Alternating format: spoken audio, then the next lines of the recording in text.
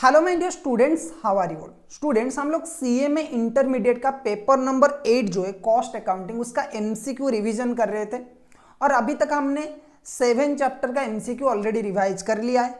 आज हम लोग क्या करेंगे, आज हम लोग एक नया चैप्टर का एमसीक्यू रिवाइज करेंगे। ये जो चैप्टर है इसमें कभी कभी क्वेश्चन आ जाता है, छोटा सा चैप्टर है और बार बार एक ही टाइप का क्वेश्चन आता है, तो इसमें ज़्यादा क्वेश्चन हम लोग प्रैक्टिस नहीं करेंगे। चैप्टर का नाम है process costing.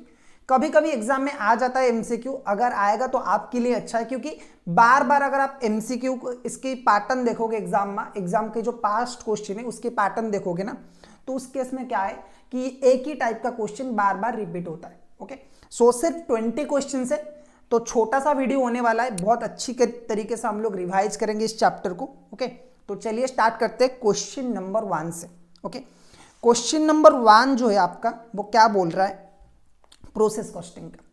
The type of process loss that should not be allowed to affect the cost of good unit is dash.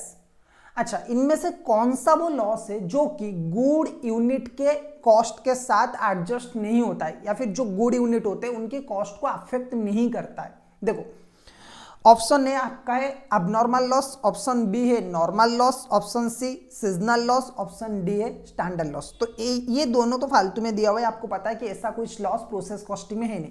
Process costing में मेनली 2 टाइप के लॉसेस होते हैं, one is your abnormal loss and your normal loss. So normal loss जो होता है वो आपको पता है कि नॉर्मल लॉस का ट्रीटमेंट प्रोसेस कॉस्टिंग में क्या होता है, नॉर्मल लॉस का जो कॉस्ट है वो गुड यूनिट के साथ ऑब्जर्व हो जाता है। अगर उसको बेच के, नॉर्मल लॉस में कोई स्क्रैप वगैरह है उसे बेच के अगर आपको कुछ स्क्रैप वैल्यू का कुछ वैल्यू मिल जाता है ना, कुछ रियलाइजेबल वैल्यू मिल जाता है, तो वो आप माइनस कर लेते हो, लेकिन जो रिमेनिंग अमाउंट है that will be adjusted in cost of good unit. एक ही कॉस्ट, एक ही लॉस है जिसका कॉस्ट हम लोग प्रॉफिट एंड लॉस अकाउंट को चार्ज करते हैं, costing profit and loss account का, जो गुड यूनिट के कॉस्ट के साथ एडजस्ट नहीं होता है, वो आपका कौन सा है, abnormal loss. So the right answer is abnormal loss. Okay, question number 2 की हम बात करते हैं। क्वेश्चन नंबर 2 क्या बोल रहा है, 200 units were introduced in a process in which 20 unit is the normal loss. If the actual output is 150 unit then there is dash.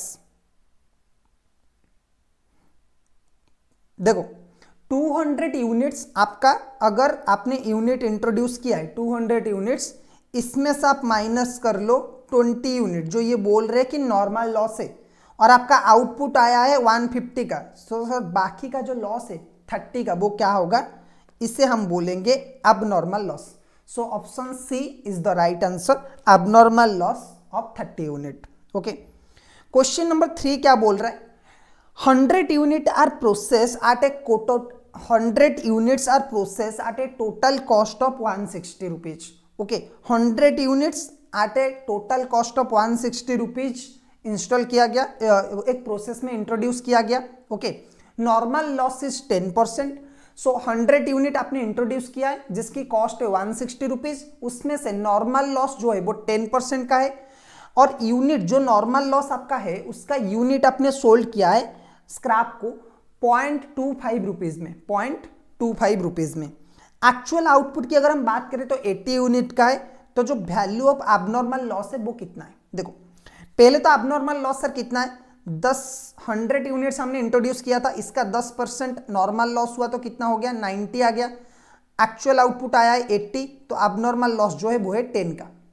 लेकिन सर एबनॉर्मल लॉस का कॉस्ट हम कैसे निकालेंगे, तो पहले आपको निकालना पड़ेगा cost per unit, cost per good unit, जो भी आप निकालेंगे। प्रोसेस कॉस्टिंग अगर आप लोगों ने पढ़ा होगा तो इसका फॉर्मूला क्या था, टोटल कॉस्ट जितना प्रोसेस में खर्चा हुआ है minus net realisable, net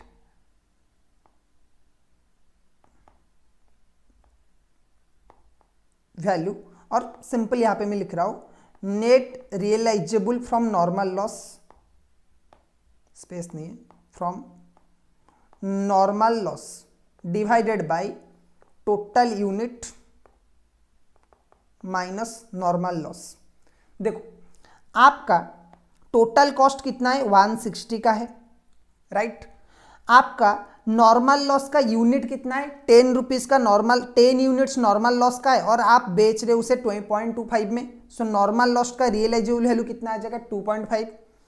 total unit कितना है, 100 का, और उसमें से अगर आप नॉर्मल लॉस माइनस कर लोगे तो कितना आ जाएगा, 90 का।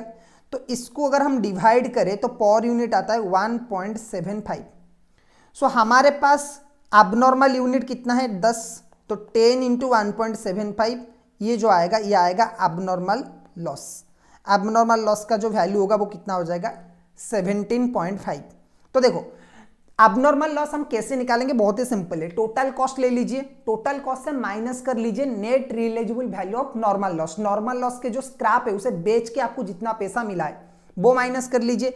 वो माइनस आपने एक बार कर लिया, नीचे डिवाइड कर लीजिए क्या, total unit minus normal loss का यूनिट। ये जो आएगा ये आएगा कॉस्ट ऑफ गुड यूनिट्स। अब ये कॉस्ट ऑफ गुड यूनिट्स जो है इसमें मल्टीप्लाई कर लीजिए नॉर्मल लॉस का जो भी सॉरी अबनॉर्मल लॉस का जितने भी यूनिट्स है, सो आपका आ जाएगा अबनॉर्मल लॉस का cost. So it is 17.5।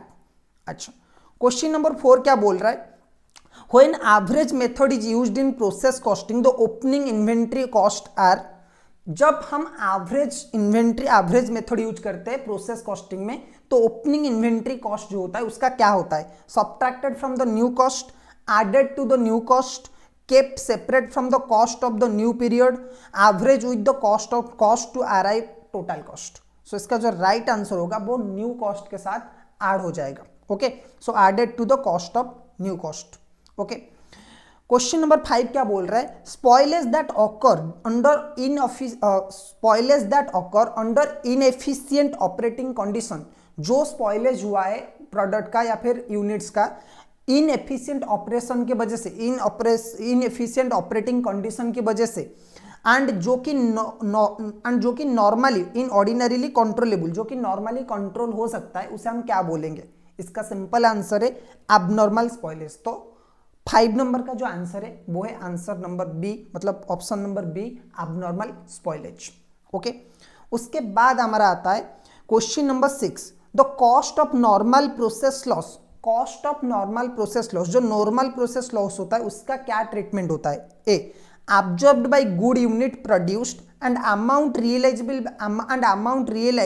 by the sale of loss unit should be debited to process account, debited to costing profit and loss account। सी क्या बोल रहा है, absorbed by the good unit produced। D क्या होगा, debited to the costing profit and loss account and amount realized by the sale of loss unit should be credited to process account। So option C, जितने भी normal loss है आपका वो क्या होगा, good unit के साथ एब्जॉर्ब हो जाएगा। ठीक है, so absorb by the good unit produced.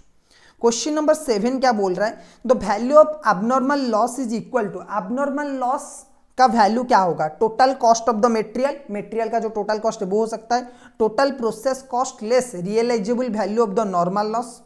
उसके बाद एक आएगा total process cost less cost of the scrap. उसके बाद जो आंसर है वो है total process cost less realisable value of the normal loss less value transfer out goods. Okay, value of the transfer out goods. देखो क्या बोल रहा है कि भाई अबनॉर्मल लॉस का वैल्यू कितना होगा, बहुत ही सिंपल है। आपने जितना टोटल कॉस्ट लगाया है अपनी प्रोसेस में वो ले लीजिए, उसमें से माइनस कर लीजिए जितना भी नॉर्मल लॉस की जो भी रिकवरी होता है वो माइनस कर लीजिए। उसके बाद माइनस कर लीजिए जितना भी गुड यूनिट्स बना है जो कि नेक्स्ट प्रोसेस को ट्रांसफर हो रहा है उससे माइनस कर लीजिए, जो बचेगा that will be your abnormal loss value. So option D is the right answer.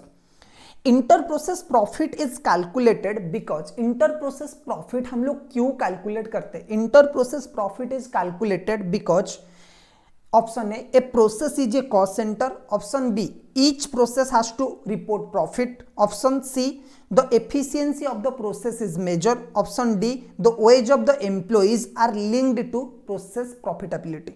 so here is the right answer, option number C, the efficiency of the process is measured, efficiency of the process is measured so that कि हम लोग क्या करते हैं, जो भी transfer होता है प्रोसेस जितने भी प्रोसेस है इंटर प्रोसेस प्रॉफिट हम लोग कैलकुलेट करते हैं जब एक प्रोसेस से दूसरे प्रोसेस को क्या जाता है, इनपुट ट्रांसफर होता है। एक मिनट, चलो क्वेश्चन नंबर 9। क्वेश्चन नंबर 9 क्या है sir, under weighted average method में इनमें से क्या होता है? The cost to complete the opening WIP is ignore. Weighted average method में क्या होता है? The cost to complete the opening WIP is ignore. Option B, the cost to complete the opening WIP and other completed unit are calculated separately.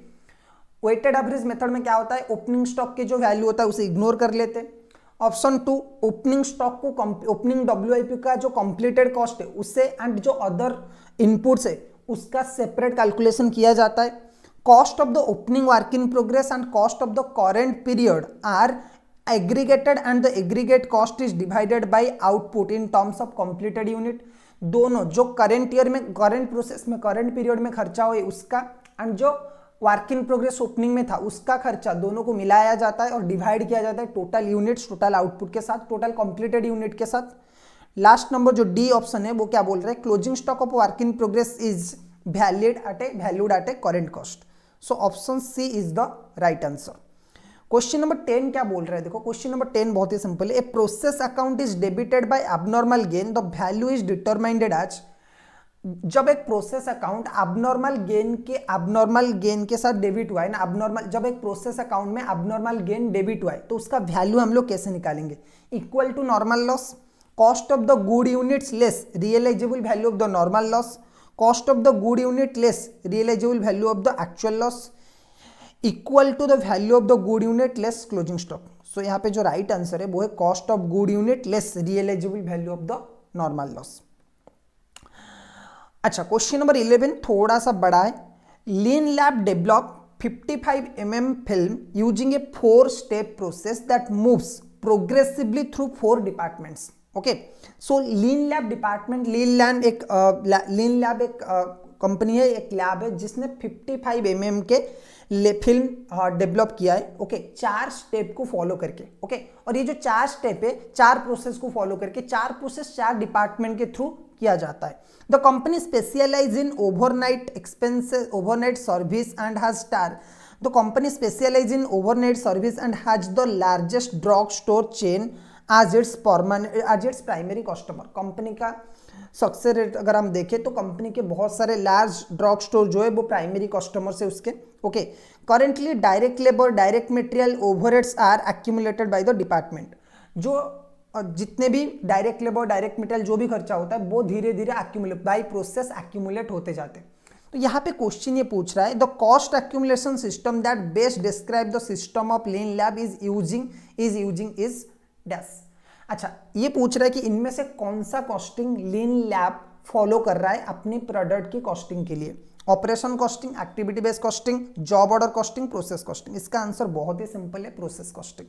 Okay, चलो, when compare with the normal spoilage, abnormal spoilage, जब हम normal spoilage को abnormal spoilage के साथ compare करते हैं, abnormal spoilage arise more frequently from the factor that are inherent in the manufacturing process। abnormal spoilage जो है वो बार बार आता है, arises more frequently, normal loss के comparison में ज़्यादा frequently abnormal loss आता है। that are from the factors, जो factors are those factors which are inherent in the manufacturing process is given the same accounting treatment as normal spoilage। इसका भी same treatment होता है जो कि normal spoilage का होता है। is generally thought to be more controllable by purchase department than production department। Option D क्या बोल रहा है? It is not typically influenced by the tightness of the production standard. So यहाँ पे जो करेक्ट आंसर है वो ये है, it is not typically influenced by the tightness of the production standard. अच्छा, क्वेश्चन नंबर 13 क्या बोलता है sir? Assume 550 units are worked during a period in which total 500 good units were completed. अच्छा, एक प्रोसेस है जिसमें 550 यूनिट्स हमने input डाला और 500 गुड यूनिट्स क्या हुआ? आउटपुट में आया। ओके, नॉर्मल लॉस बोल रहे 30 है, एबनॉर्मल लॉस 20 है। टोटल प्रोडक्शन कॉस्ट जो है वो है 200 का। ठीक है, टोटल प्रोडक्शन कॉस्ट जो है वो कितना है? 200 का है। The company accounts for abnormal spoilage separately in the income statement as loss due to abnormal spoilage। normal spoilage is not accounted for the separately। देखो, कंपनी abnormal loss को एक सेपरेट ट्रीटमेंट कर रहा है P&L अकाउंट में, normal loss का कोई treatment नहीं हो रहा है। आपको पूछा है कि जो गुड यूनिट्स है उनका कॉस्ट कितना होगा। देखो बहुत ही सिंपल है, हमें पहले निकालना पड़ेगा कॉस्ट पर यूनिट। उसमें हमारा जो गुड यूनिट है 500, उससे हम मल्टीप्लाई कर लेंगे, answer will be total cost of good unit. तो हमारा टोटल कॉस्ट कितना है 2200। हमारा नॉर्मल लॉस की जो रिकवर वैल्यू है वो कितना है 0 है। डिवाइड कर लेंगे, टोटल यूनिट कितना है 550 माइनस नॉर्मल लॉस कितना है आपका 30। तो मैं यहाँ पे बोलूँ 220 डिवाइडेड बाई 520, ये होगा पर यूनिट कॉस्ट। अगर इसमें हम लोग मल्टीप्लाई कर लेंगे 500 तो हमारा आ जाएगा आंसर। इसमें मल्टीप्लाई करेंगे अगर 500 तो हमारा आंसर आ जाएगा। सो 500 मल्टीप्लाई करने के बाद कितना आ रहा है देखिए एक बार कैलकुलेटर में,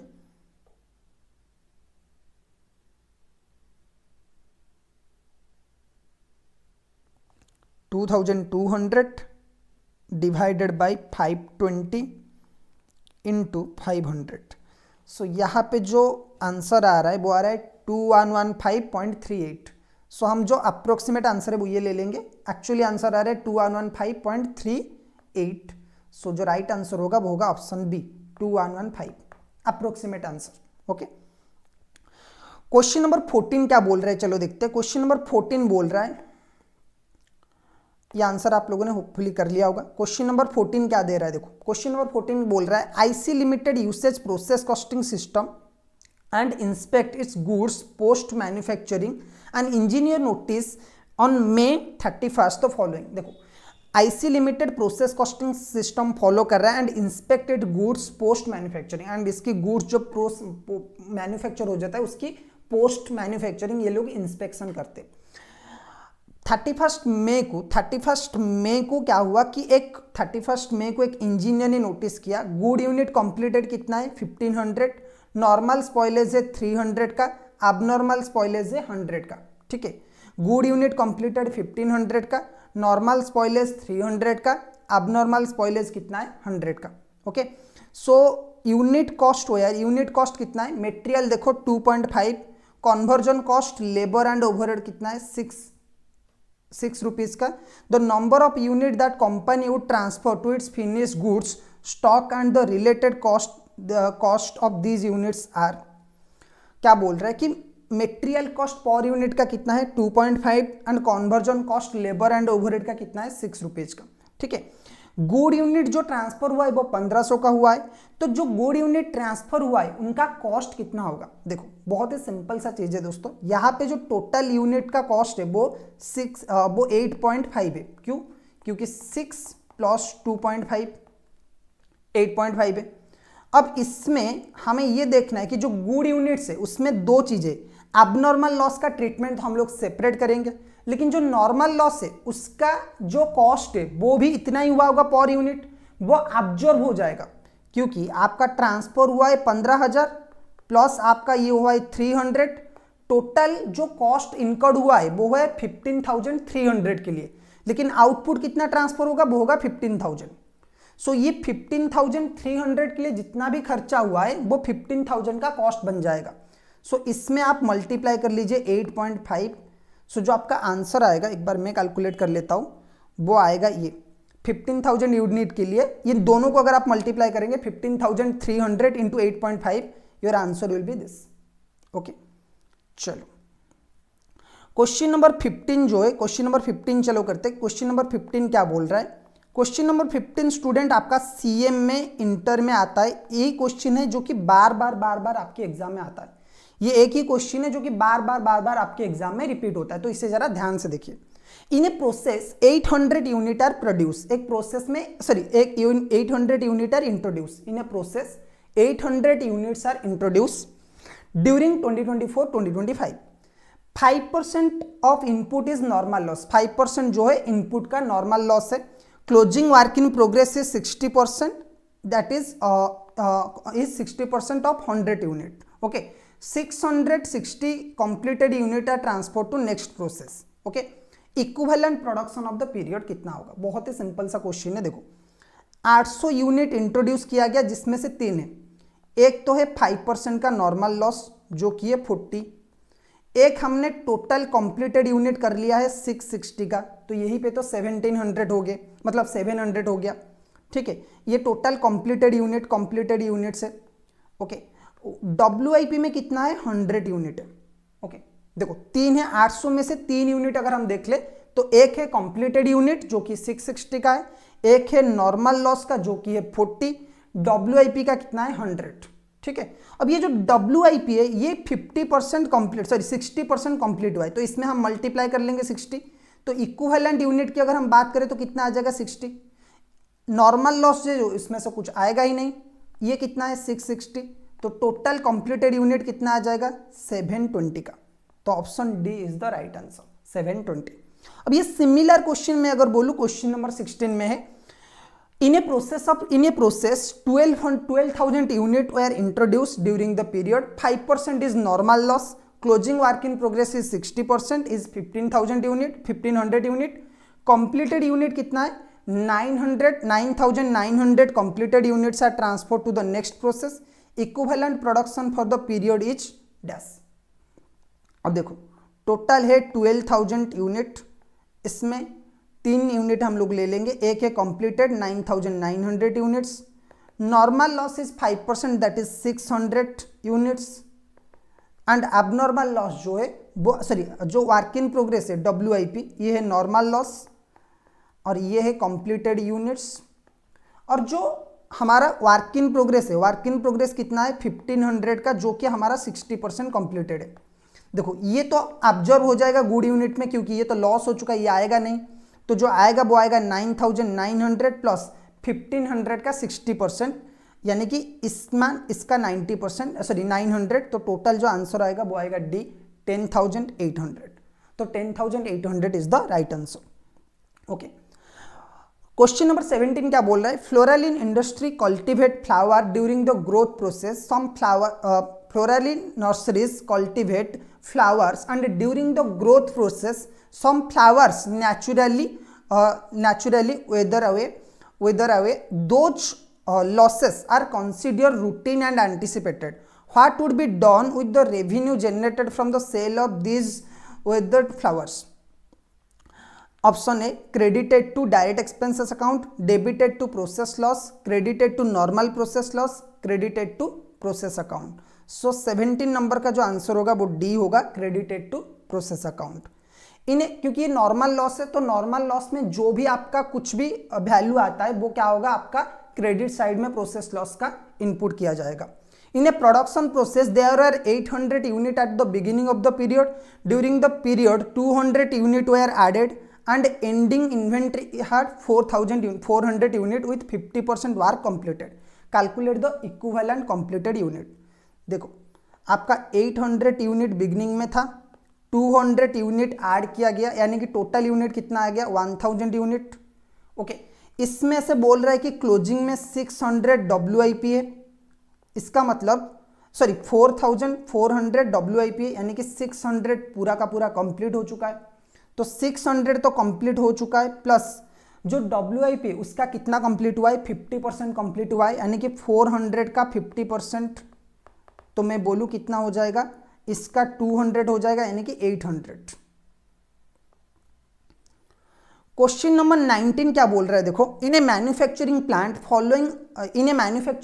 following process costing which account is debited with the cost of material consume in each process.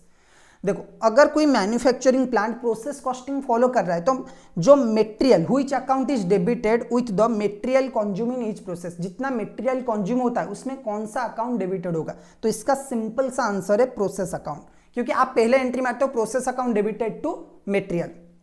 Okay, last वाला क्वेश्चन क्या बोल रहा है, during a painting process at Flora art studio a certain amount of paint is lost due to the absorption of canvas and the pigments. This type of loss is predictable and accepted as a part of artistic process. How should the cost of this loss be treated in the cost account? तो ये जो है ये normal loss है और ये हमेशा क्या होगा, एब्जॉर्ब हो जाएगा गुड यूनिट के साथ, absorb by the completed works of cost, art work cost. Okay, ये जो है ये आर्ट वर्क जो है उसकी कॉस्ट में एब्जॉर्ब हो जाएगा। तो स्टूडेंट ये थे प्रोसेस कॉस्टिंग के कुछ इंपॉर्टेंट MCQs। होपफुली ये जो वीडियो ही आपको पसंद आया होगा। वीडियो अगर पसंद आया तो वीडियो को एक बार लाइक कर लीजिए। ऐसे सिमिलर और बहुत सारे चैप्टर का MCQ रिवीजन हम लोग करने वाले हैं। तो चैनल के साथ जुड़े रहिए। फिर मिलते हैं और एक वीडियो में। Till then keep learning.